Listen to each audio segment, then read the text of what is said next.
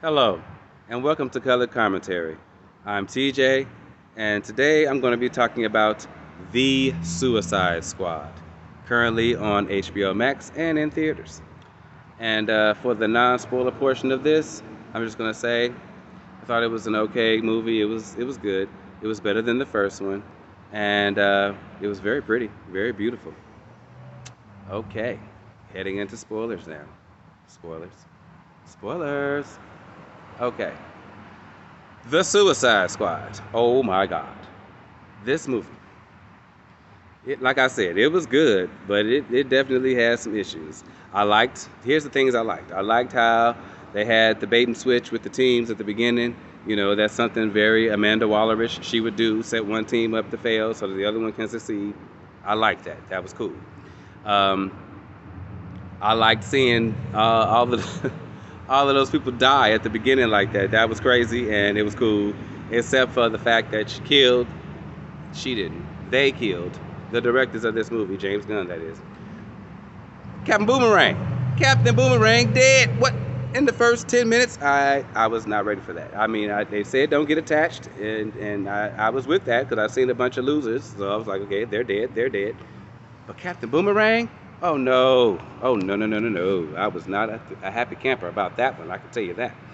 Uh, then the movie goes on, and then you got crazy people like John Cena's Peacemaker running around in his underwear. They had a couple of full frontals going on, that nudity. That yeah, that's what I meant, and it was unnecessary. Uh, I liked Bloodsport. I did like Bloodsport. I liked his guns, his weapons, his gadgets, his suit. I hated his helmet. His helmet was ugly. I understand it's comics accurate, but it's ugly. Who wants that skull face at the bottom? It's ugly. Uh, yeah, Peacemaker. He was just such a horrible person in this movie. I know they're gonna try to go through some redemption thing because everybody got in his face about what he was trying to do, even though he ended up killing people over his obsession with liberty and doing the right thing for the government. And I'm pretty sure in January when his show comes that they're gonna be like, okay, well he's a little changed now. He's not so extreme, but I don't know if I could even watch it. I mean, he's just Peacemaker. Oh my God, that dude is just horrendous. Ratcatcher. Ratcatcher 2. Yeah. Don't know why she was there.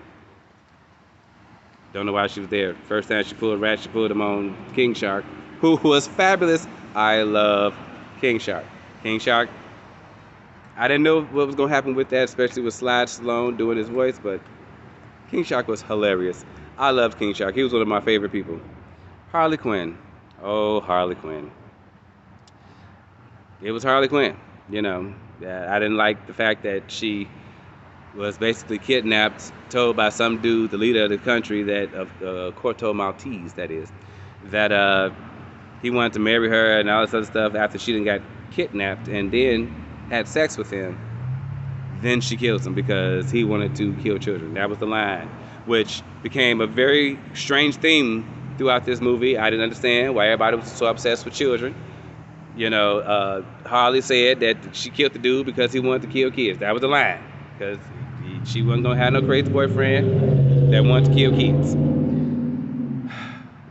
Towards the end of the movie, Waller gets knocked out by her team, which, of course, that just pissed me off because Waller doesn't get knocked out. She is a badass. And what?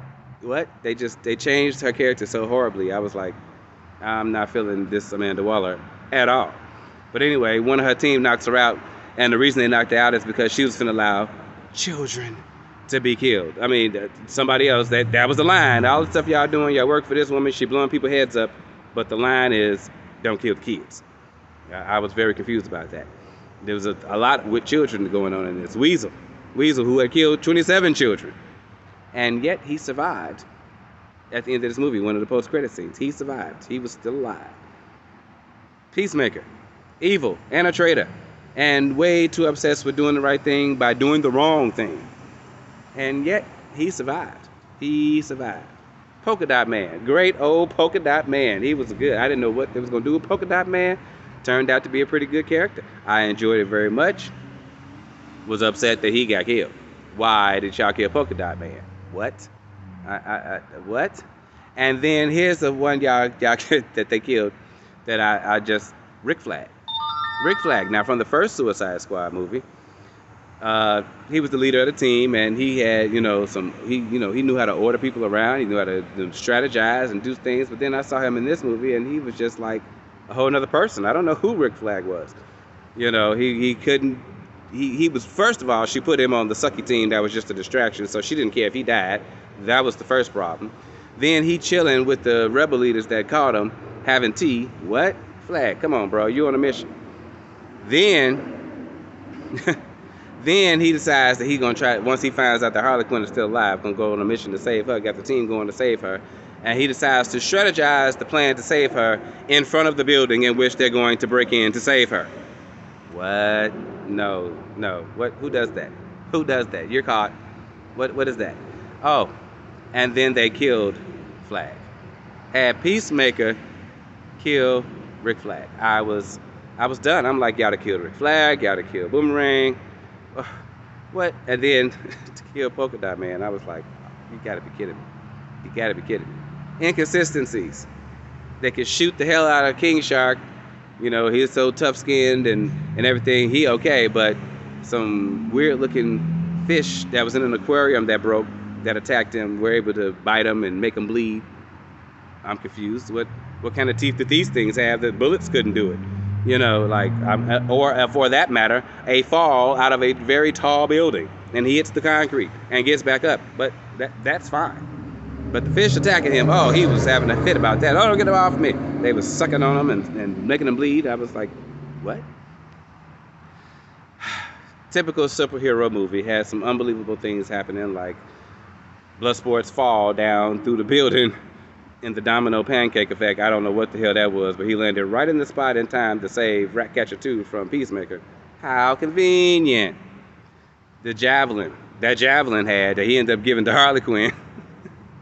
And her going through the whole movie trying to figure out what she's supposed to do with it, like she's a 10-year-old and can't figure out anything. I know she's a little loony and crazy, but she's still a psychiatrist. She still has brains. She's smart. What the hell is this? Got her looking like a dummy. I don't know. I don't know what's going on with these characters. And sadly, they all came together to make a beautiful mess. It was a beautiful mess. That's what it was. That's what I can call it, a beautiful mess. For lack of a better terminology. I don't know what else to say about this movie. It was beautiful, like I said. All the shots were gorgeous. Starro was gorgeous. It was, even though he was supposed to be fighting the Justice League. I mean, Starro, but he gets took down by some B, C, and D-list villains. Starro the Conqueror. Yeah, that didn't sit well with me either. But he looked great. Starro looked great. And he did his thing. I can't complain about that. Yeah, I don't know what else to say about this movie. I mean, those were my problems with it, beyond it being a beautiful movie and better than the first one, because the first one was a hot mess, not a beautiful one, just a hot mess. Yeah, that's Suicide Squad for you people. Wait, the Suicide Squad. We don't want to get them confused. So yeah, that's how I feel about that. Out of this movie, if I had to give it a rating, I guess I would give it about maybe a 7, a 6.5 maybe.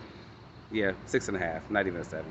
The first Suicide Squad movie, I'll probably give it a 4 or 5. So yeah, this one's better, not by much. It's beautiful. The story just drug on way too long.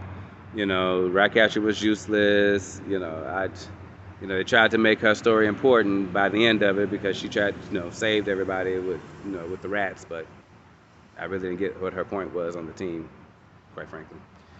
And then the whole competition with Bloodsport and Peacemaker killing the rebels. Now, mind you, they killed an entire rebel group of people in their little village, and they were innocent people. And the rebel leader just was mad. Oh, you killed other people. Yeah. And who you got to rebel against the crappy government now? Because these a-holes and killed everybody. And I was like, okay. Yeah, just story points that just did not make sense to me, and characters acting in ways that just didn't seem logical. Even for a comic book movie, this was illogical reasoning and things that were happening.